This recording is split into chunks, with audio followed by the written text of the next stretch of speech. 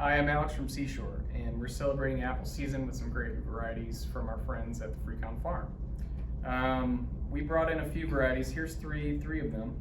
We've got the Gold Rush apple, which gets its name from being developed at the agriculture program from Purdue University, hence the golden black Gold Rush.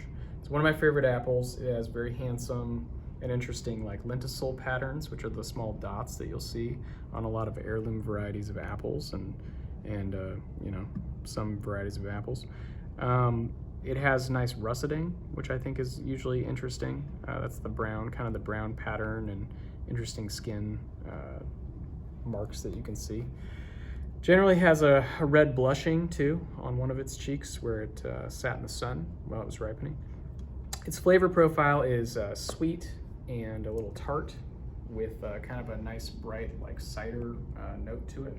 They store well. I think farmers are kind of moving towards apples like those that can work well in cold storage for a while and just hold up really well throughout the winter and have a nice fresh local apple this time of year. Next up we have the Stamen Winesap. So it's a beloved heirloom apple.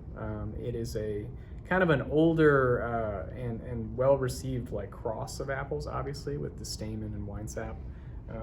Again, you'll have the interesting russeting pattern and the lenticules, which just, I think are quite handsome. It's another apple that has a complex flavor profile. Maybe not quite as dense, but also not soft. It's not as dense as the Gold Rush, but it's also not soft. It is, sweet and tangy, juicy. All these apples would have baking applications, but they also eat fresh, and they're great. So, and finally, we'll move to a pretty fancy apple. This is the Snapdragon. It has kind of almost a pink hue to it, akin to a kind of the family of pink ladies and such. They always have kind of the perfect shape to them. If you'll see kind of that squat, quintessential apple shape, as opposed to being more, oval.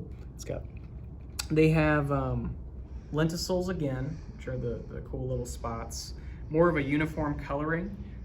They come from New York State originally, and they were originally a proprietary club apple, meaning that only a few people were allowed to grow them. I think that's no longer the case, and this fun and interesting variety, the Snapdragon, is coming to other places close by, and now we have them. It's also quite a firm apple. It stores well, it's juicy, it's sweet.